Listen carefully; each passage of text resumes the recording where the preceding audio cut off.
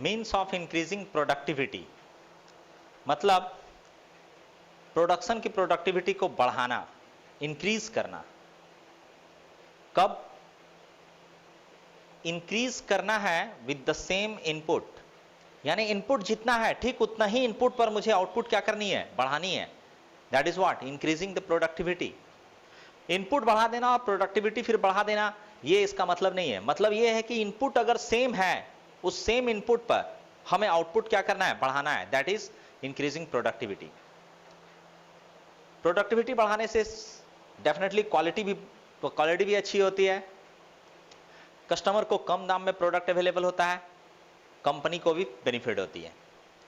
तो हम लोग प्रोडक्टिविटी कंपनी का यानी ऑर्गेनाइजेशन की जो प्रोडक्टिविटी है या जो प्रोडक्शन है उसकी प्रोडक्टिविटी को हम लोग कैसे बढ़ा सकते हैं?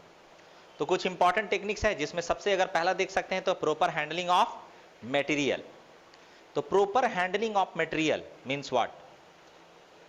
प्रॉपर हैंडलिंग ऑफ मटेरियल का मतलब है कि सिस्टम जो इनपुट ले रही है उससे कितना आउटपुट मिल रहा है और स्क्रैप कितनी बाहर आ रही है, स्क्रैप। और ये है मेरा input. Input is what? Raw material. Input is raw material. तो सेम इनपुट पर आउटपुट क्या मिला और रॉ मटेरियल क्या, और रॉ मटेरियल कितना दिया गया? तो स्क्रैप और आउटपुट, इन दोनों का जो सम है यानी आउटपुट प्लस स्क्रैप बराबर व्हाट? Raw material. तो रॉ मटेरियल तो डेफिनेटली हमको उतना ही रखना है, तो स्क्रैप को कम करना है। अगर स्क्रैप को हम लोग कम करेंगे तो आउटपुट हमारा क्या हो जाएगा? बढ़ जाएगा। तो ये कैसे हो सकता है? अगर हम लोग मटेरियल का हैंडलिंग प्रॉपरली करें, यानी कि उसकी कटिंग सही तरीके से करें, उसे लाते समय ट्रांसपोर्टेशन के समय में कम से कम वेस्ट हो, उसे जब हम लोग स्टोर करते हैं कहीं पर, यानी कि इन्वेंट्री कंट्रोल भी उसे कहा जाता है, जो आगे जाकर आप लोग पढ़िएगा, तो उसका इन्वेंट्री करना है, स्टॉक में रखना है, वो अच्छे से किया जाए। अगर कुछ ऐसा मटेरियल है जिसका एक्सपायरी है, रॉ मटेरियल का एक्सपायरी भी बहुत सारा हो सकता है, जैसे फ्रूट्स वगैरह, फ्रूट से बहुत सारी जो है खाने की सामान बनाई जाती है फैक्ट्री में, तो वो जो फ्रूट्स है उसे अच्छे से हैंडलिंग करना, उसे अच्छे से इन्वेंट्री करनी है उसकी, ताकि वेस्ट बहुत कम जाए। That is what? Proper handling of material. ठीक उसी तरह अगर हम लोग दूसरा देखना चाहते हैं, that is what? Labour. So what is labour?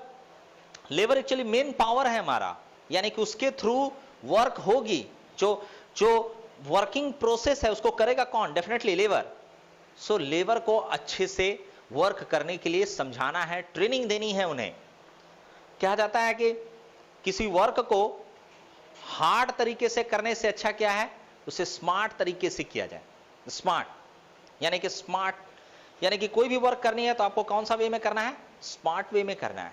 उससे बेनिफिट क्या होगा? स्मार्ट वे में करने पर कम समय में अच्छा काम हो पाएगी, रिजल्ट हमें अच्छा मिलेगा। That is what? That is smart work. तो हमें स्मार्ट वर्क करना पड़ता है। अब जो है स्मार्ट वर्क को करने के लिए कुछ टेक्नोलॉजी का भी इस्तेमाल किया जा सकता है। स्मार्ट वर्क को करने के लिए हम लोग न्यू जो मशीन्स अवेलेबल है, बहुत सारे काम ऐसे हैं जिनके लिए मशीन हमारे पास अवेलेबल है, उस मशीन के यूज से भी हम लोग उस काम को आसानी से कर सकते हैं। तो स्मार्ट वे में हमें काम करना है। What is next one? So next one is equipment and machinery. Equipment and machinery, तो मैंने अभी जस्ट जिक्र कर रहा था लेबर में, कोई भी काम को स्मार्ट वे में करना है तो डेफिनेटली हमारे पास एडवांस इक्विपमेंट होनी चाहिए, मशीनरी एडवांस होनी चाहिए। जैसे एग्जांपल मैं पहले बताया हूँ कि कार इंडस्ट्री में जो कार की मैन्युफैक्चरिंग होती है, यानी कि जो वहाँ उसका प्रोडक्शन चलता है, उसमें बहुत सारे ऑटोमेटेड रोबोटिक सिस्टम लगी हुई रहती है, जो कार का पेंटिंग, टायर का फिटिंग, चेसिस की फिटिंग, आपकी वेल्डिंग प्रोसेस और जो उसकी इलेक्ट्रिकल वायरिंग है, ये सारे ऑटोमेटेड तरीके से होते हैं। इन्हें प्रोग्रामेटिकली जो है मॉनिटर किया जाता है। तो ये एक बेस्ट वे हो सकता है हमारा प्रोडक्टिविटी को क्या करने में, इंक्रीज करने में। क्यों? क्योंकि स्मार्ट वे और प्लस ये जो टेक्नोलॉजी का इस्तेमाल अगर हम लोग करें तो हमारी जो प्रोडक्टिविटी है वो क्या हो जाएगी, बढ़ जाएगी। तो हमें प्रोडक्टिविटी को क्या करना है, बढ़ाना है।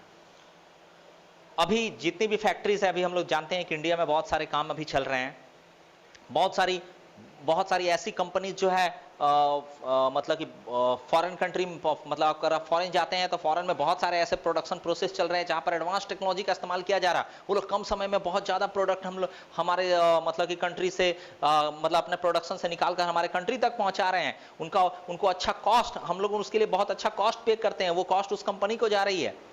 हमारी देश में भी ऐसे एडवांस टेक्नोलॉजी की जरूरत है जिसके थ्रू हम लोग अपना प्रोडक्शन को क्या कर सकते हैं, बढ़ा सकते हैं, प्रोडक्टिविटी को इंक्रीज कर सकते हैं, टेक्नोलॉजी को स्मार्ट बना सकते हैं। In the same way the another is suitable location. Suitable location means raw material का जो ट्रांसपोर्टेशन होगा और मार्केटिंग, यानी जो प्रोडक्ट को कस्टमर तक पहुंचाया जाएगा, तो इसकी जो डिस्टेंस है उसे ऑप्टिमाइज करने की हमें जरूरत है। प्रोडक्टिविटी को बढ़ाने के लिए कॉस्ट डेफिनेटली हमें डिक्रीज करना पड़ेगा। तो प्रोडक्टिविटी को बढ़ाना है, कॉस्ट डिक्रीज करना है, यानी कि एक और चीज हो सकता है सुटेबल लोकेशन, जहां पर हमारे सारे मटेरियल्स आराम से मिल सके। जैसे एग्जांपल, ये हमारा रॉ मटेरियल का प्लांट है जहां से हम रॉ मटेरियल लेते हैं, ये मार्केट प्लेस है और ये भी मार्केट प्लेस है YZ। तो हमें प्लांट कहां बैठाना चाहिए अपना, यहां से रॉ मटेरियल मिलेगा, ये मार्केट प्लेस है, ये भी मार्केट प्लेस है, ये दोनों। तो डेफिनेटली यहां बैठाएंगे तो ये हमारे लिए दूर हो जाएगी, यहां बैठाऊंगा तो ये दूर हो जाएगी। तो डेफिनेटली हम कुछ ऐसा कर सकते हैं, ऑप्टिमाइजेशन, हमारा प्रोडक्शन प्लांट यहां रहेगा, इसे आसानी से यहां लाकर हम इसे डिस्ट्रीब्यूट कर सकते हैं। इससे प्रोडक्टिविटी इंक्रीज होने का चांसेस इस तरह है कि रॉ मटेरियल का हैंडलिंग बहुत अच्छे से हो पाएगा, प्रोडक्ट को आसानी से मार्केट तक पहुंचाया जा सकेगा कम दाम में, तो कॉस्ट जो है घट जाएगी। कॉस्ट घट जाएगी तो हम लोग सेम अमाउंट में ज्यादा प्रोडक्ट बना पाएंगे, तो प्रोडक्टिविटी हमारा क्या हो जाएगा, बढ़ जाएगा। That is one requirement. And the next one is one human resource. Human resource भी एक इंपॉर्टेंट फैक्टर होता है। कैसे? ह्यूमन रिसोर्स का मतलब है, जैसे कि आप कोई, जब आप पास आउट होंगे तो आप डेफिनेटली जॉब के लिए इंटरव्यू देंगे, जॉब के लिए एंट्रेंस देंगे, बहुत सारे कंपटीशन होती है, उसे आपको क्वालिफाई करनी पड़ेगी। तो क्या है ये कौन करता है? ये करता है कंपनी का ह्यूमन रिसोर्स, जिसका काम है रिक्रूट करना, एम्प्लॉय को रिक्रूट करना, उन्हें इंडस्ट्री तक लाना, इंडस्ट्री में ट्रेन करना और फाइनली जॉब असाइन करना। ये बहुत इंपॉर्टेंट वर्क है ह्यूमन रिसोर्स डिपार्टमेंट का। तो ह्यूमन रिसोर्स मैनेजमेंट, इनका ये काम है अपने एम्प्लॉय को ट्रेंड करना। तो हम लोगों को अपनी कंपनी का HR को भी बहुत अच्छा रखना पड़ेगा। उससे क्या होगा? उससे ये होगा कि एम्प्लॉय और मैनेजमेंट के बीच में एक अच्छी रिलेशनशिप बनेगी और एक सही मैसेज एम्प्लॉय तक पहुंचाया जा सकता है कि मैनेजमेंट आपका केयर करते हैं और डेफिनेटली अगर आप अच्छा काम करेंगे तो आपको भी प्रॉफिट दी जाएगी। जैसे कि बहुत सारी कंपनीज में बोनस का एक प्रोविजन है, जिसके थ्रू अगर अच्छी कंपनी को बेनिफिट होती है तो सैलरी के साथ साथ एडिशनली ये जो बोनस है दिया जाता है। ये डिपेंड करता है कंपनी का प्रॉफिट पे, जितनी ज्यादा कंपनी का प्रॉफिट होगा उतना ज्यादा बोनस। तो अगर एम्प्लॉय अगर अपने अच्छे से, यानी कि अपना फुल जो इफिशिएंसी के साथ अगर वो काम करेंगे तो प्रोडक्टिविटी क्या होगा, बढ़ जाएगा। जो आदमी 10 आदमी जो जिस काम को 10 आदमी कर रहे हैं उसे 8 आदमी से भी करवाया जा सकता है, लेकिन तभी करवाया जा सकता है जब उसे हम अच्छे से ट्रेंड करें, उन्हें अच्छा सा इक्विपमेंट दें, उन्हें गुड इन्वायरमेंट दें काम करने के लिए, और उनके साथ हमारा अच्छा रिलेशनशिप होना चाहिए। तब कोई व्यक्ति अच्छे से अपना फुल इफिशिएंसी के साथ वर्क करता है। तो एक अच्छा रिलेशनशिप बनाना चाहिए और एम्प्लॉय को HR को बहुत सारी फैसिलिटीज प्रोवाइड करनी चाहिए एम्प्लॉय के लिए, just like transportation facility, medical facility और रेसिडेंशियल फैसिलिटी। ये सारे फैसिलिटीज अगर एम्प्लॉय को दिया जाता है तो एम्प्लॉय बहुत अच्छा काम करेंगे और डेफिनेटली प्रोडक्टिविटी बढ़ेगी। And what is next one is improving product design. So what is this? This is actually related to the standard of the product. It means if you increase the standard of the product, then definitely you can reduce your cost. और एक चीज और increase कर सकते हैं, that is reliability. हम लोग customer का रिलायबिलिटी बढ़ा सकते हैं अपने प्रति। तो क्या है ये इंप्रूविंग डिजाइन? जैसे मैं एक एग्जांपल देता हूं, हम लोग इलेक्ट्रिकल के शॉप में जाते हैं, कुछ प्लग्स लेते हैं, प्लग जो सॉकेट में लगाई जाती है, जिससे वायर कनेक्ट करके हम लोग फैन बल्ब वगैरह जलाते हैं, ठीक है। वो plug 2 pin plug, 3 pin plug होती है, तो 2 पिन प्लग। कुछ प्लग को आपने देखा होगा, डेफिनेटली आपने कभी इसे एक्सपीरियंस किया होगा। कुछ प्लग को आप सॉकेट में लगाते होंगे तो लूज होती है, ढीला रहता है, हिलता है, वो स्पार्क होती है, उसमें आर्किंग होता है। कुछ ऐसे प्लग होता है जो एकदम कंप्लीटली परफेक्ट जाके फिट हो जाती है, दैट इज व्हाट, वो स्टैंडर्ड का डिफरेंस है। इंडियन गवर्नमेंट और भी वर्ल्ड में बहुत सारे स्टैंडर्ड डिजाइन कर दिए गए, स्टैंडर्ड ऑर्गेनाइजेशन है वो, जैसे आईसो, एक आईसो होता है और एक इंडिया का है आईएसआई, इंडियन स्टैंडर्ड इंस्टीट्यूट। इनका काम है प्रोडक्ट को एक स्टैंडर्ड मार्क देना।